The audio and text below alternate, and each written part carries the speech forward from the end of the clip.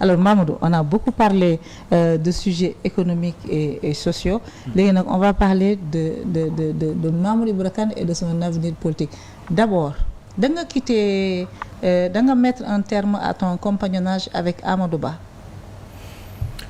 Amadou Ba d'abord bu ci njëkk ma wax la li nga xamante ni lu baax la. li nga xamante ni dund naa ak moom xam nañ ko bàyyi dund naa ak moom mu doon un bi. acteur politique d'abord c'est important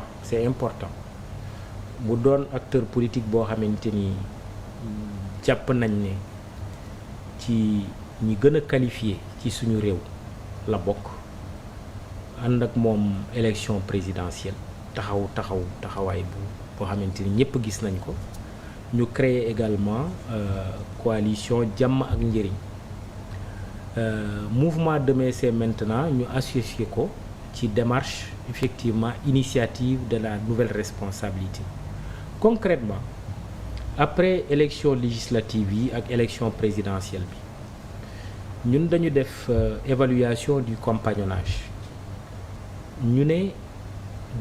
dañuy recentrer wu un peu plus effectivement ci mouvement Demain c'est maintenant. donc da nga jëlaat sa yoonu bopp. autrement dit sama yoonu bopp mais xam nga yoonu bopp nag ki koo xamante ni yaa ngi woote co-construction foog ngay diisoog nit ñi mais je suis en train de répondre concrètement à ta question effectivement ci processus su nouvelle responsabilité bi ñun effectivement Demain c'est maintenant dañ ci génn processus nouvelle responsabilité bi. terewul on est jusqu'à nouvel ordre membre de la coalition jàmm ak njëriñ mais en disant une chose ci loo xamante ni lu suñu màndarga la autonomie de pensée et d'action réew mi ñoo ko bokk li ñu woote mooy ñu tabaxandoo ko ñu diisoo waaye ku ci nekk en tant qu'acteur politique wala organisation politique am nga sa gis-gis ci réew mi am nga mbébét ci réew mi loolu noonu Demain c'est maintenant def ci gën a liggéey bu baax a baax parce que dañu jàpp ni dañu war a gën a dëgëral mouvement bi mais on ne s'enferme pas. Alors là vous êtes dans le ce qui ne change absolument rien à mes relations avec Amadou Ba mais on reprend quand même notre liberté en tant que Demain c'est maintenant. Grand journaliste mais en côtoyant les politiques da nga jàng léegi da nga mokkal langage kon waxuma affaire bi mais pourtant may mën a wax naa je veux dire que non j'ai déjà dit langage diplomatique pour ne pas dire langue de bois alors da nga loo bëgg a xam wala nga laaj ko directement pose la question directement. Non yow laa am et j'espère que Amadou Ba bu libéré woon de ses contraintes dina ñëw waxtaan. Alors Mamadou législative yi da nga ànd ak nouvelle responsabilité présidentielle législative yi ñëw nga delloo buum ca boy ba mais on ne vous a pas investi gisuñu la fenn gisuñu say naatangoo fenn est-ce que da nga ci jëlee frustration bu tax tey nga décider reprendre sa liberté. Frustration à proprement parler ce n'est pas ça bien entendu Demain c'est maintenant bi ñu gisee ni que def nañu les investitures sur une base boo xamante ni ci ñun ci suñu gis-gis warul woon demee noonu wax nañ ko fi ñu ko war a waxee te boo seetloo amul fenn foo xamante ni génn nañu publiquement di dénoncer wala nangam. mais da ngeen campagne bi kenn gisul leen da ngeen téye seen bopp. may mun a da may laaj mais bàyyil ma tontu d'abord parce que nous tenions à une chose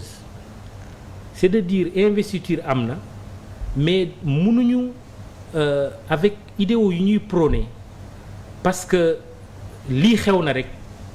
nga génn gedd di wax voilà tout ce que tu sais ou ce que tu ne sais pas. Nous avons dit que ce n'est pas la bonne démarche mais en interne wax nañu quand même que ni affaire bi demee wax dëgg yàlla ñun neexul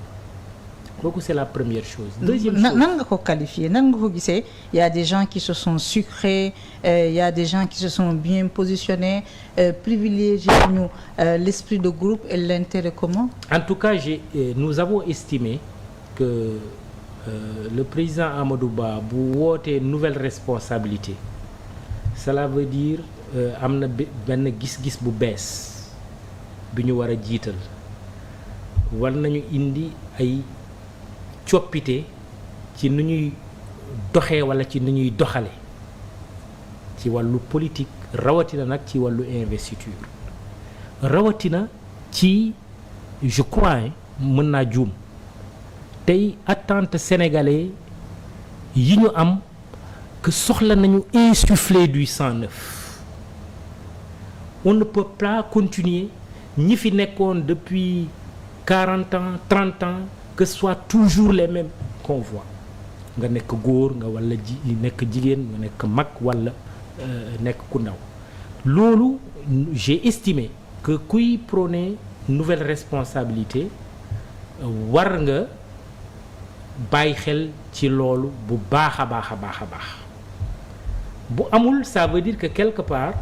am na benn point de rupture bu créé wu te war nga ko mën a xoolaat l'autre aspect et c'est important quand il y a quelques jours yow journaliste nga gis nga ko bu ñu waxee ni le président Amadou Ba dafay def tournée ci biir Sénégal dem sax ba ne ci mois de janvier bii nii je crois Maïmouna bu ñu génnee ci élection législative après avoir eu benn résultat bu am solo ci élection présidentielle donte président Amadou Ba gañewul te ñun ñu amoon yéene mu gañe nga am près de 36%. man ma bokk ci ñi nga xamante ni ñu commencé di liggéey sur une stratégie autour du président Amadou Ba comme chef de l'opposition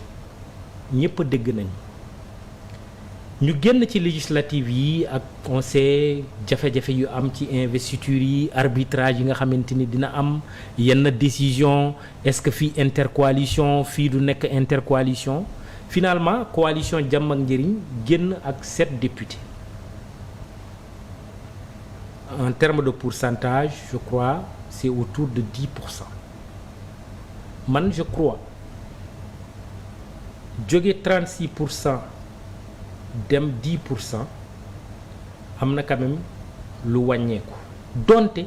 élection présidentielle ak élection législative bokkul nangu naa ko waaye terewul am na lu wax quand même lu wàññeeku na bu baax man pour man mais bàyyil ma àggale rek di nga comprendre fi ma jëm pour man balaa ñuy wax waxu tournée foog évaluation am te convoqué wuñu leen invité wuñu leen évaluation bu amul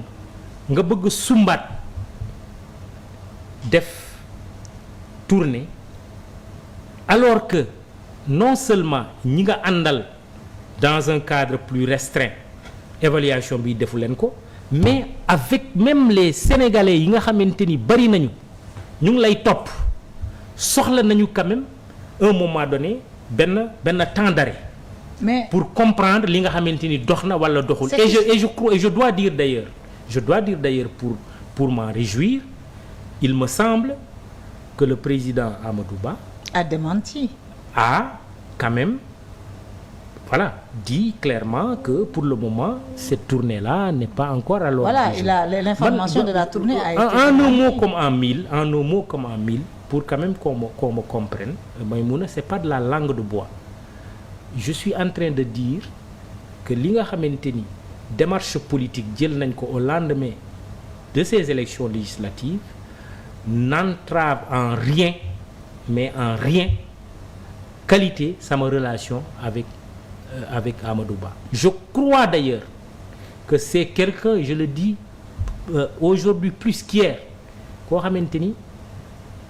donte mi ngi ci kujje politique bi ku ñu soxla la ci Sénégal. Moi je suis pour la co-construction et c'est une conviction Maïmouna. man je rêve d'un Sénégal boo xamante ni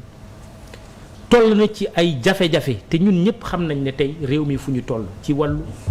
les difficultés économiques l'ébullition sociale bi ñuy assister mais qu'est-ce qui empêcherait sànq maa ngi lay envoyé benn vidéo boo xamante ni par hasard laa ci tombé ma tombé président Abdoulaye Wade en 1994 reçu au palais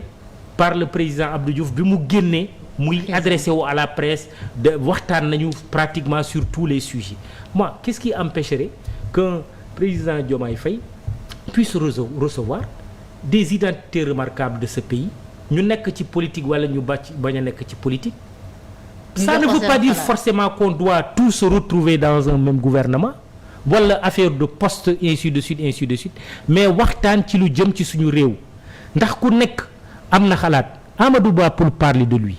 pour montrer que la décision n'est pas personnelle mais moom ak ndem si yàlla Moustapha Ba ci sama gis-gis ñoom ñaar kan moo leen gën a ci wàllu pratique expérience xam ci wàllu finance publique ba tey jii ñu ngi wax nous avons des problèmes de finance publique nous avons des problèmes de financement de notre économie Moustapha Ba yàlla na ko yàlla yërëm lui il est parti mais Amadou Ba bokk nañ ci ñi nga xamante ni war nañu mën a échanger je ne parle pas en son nom je parle en toute liberté comme une Maïmouna Ndour Faye doit pouvoir échanger avec les autorités de ce pays pour parler par exemple des problèmes yi nga xamante ni ñoom la ñuy jànkoonteel ainsi de suite pour moi on doit être dans cette démarche là parce que si chacun reste dans son coin en pensant qu'en réalité il peut révolutionner les choses faire des choses yoo xamante ni extraordinaires affaire bi du dem